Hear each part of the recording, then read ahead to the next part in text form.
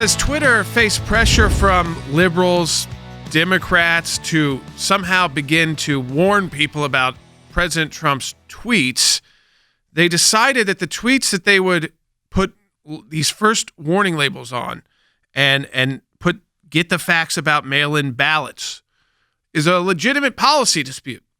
So rather than kind of encouraging the free exercise of ideas, so the president, he weighs in with his opinion on a policy issue that is put into the forefront because states are talking about trying to take these actions. So he tweets, "There is no way, zero, that mail-in ballots will be anything less than substantially fraudulent. Mailboxes will be robbed, ballots will be forged, and even illegally printed out and fraudulently signed. The governor of California is sending ballots to millions of people. Anyone living in the state, no matter who they are or how they got there, will get one. They'll be followed up with professionals telling all of these people, many of whom have never thought of voting before, how and for whom to vote. This will be a rigged election, no way." Now, if you see those tweets from the president, you'll see this exclamation point, Than, and it says, "Get the facts about mail-in ballots." And if you click there, it takes you to, of all places, CNN.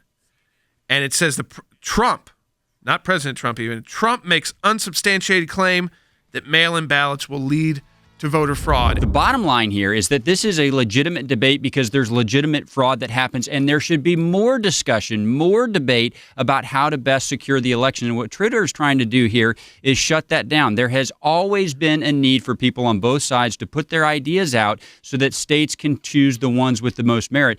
Jordan, if you push this debate behind the curtain, if you don't allow it to air, if you don't allow the real examples of fraud to be perpetuated, you know what you get?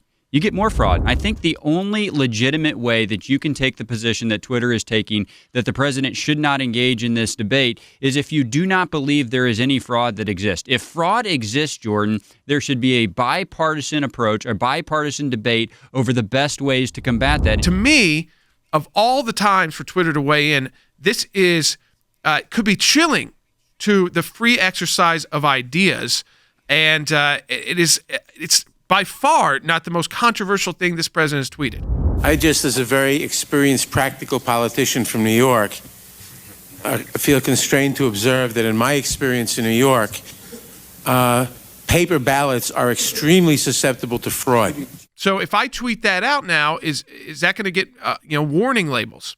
I don't have as many followers as President Trump, obviously, and maybe again, so are they going to start picking and choosing? Because you can't have a platform like theirs and really figure out everything that's going on that you might disagree with policy-wise.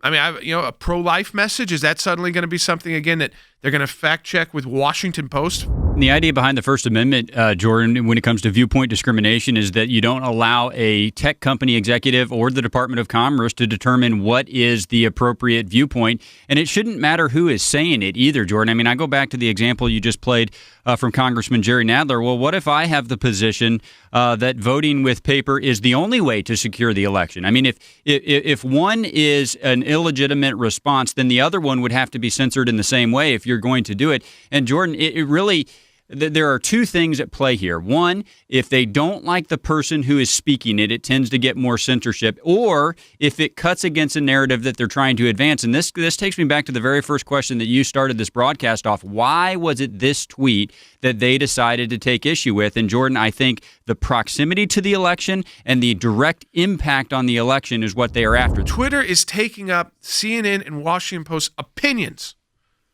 on what they want to pick and choose to put in their stories, on voter fraud issues that have come up in places that have tried to adopt this before, or issues that they've dealt with, and they're ignoring where Democrats have been on the same issue. I'd say liberal Democrats who are arguing in favor of the president's impeachment. One of the House managers to impeach the president of the United States was on the same side of this issue.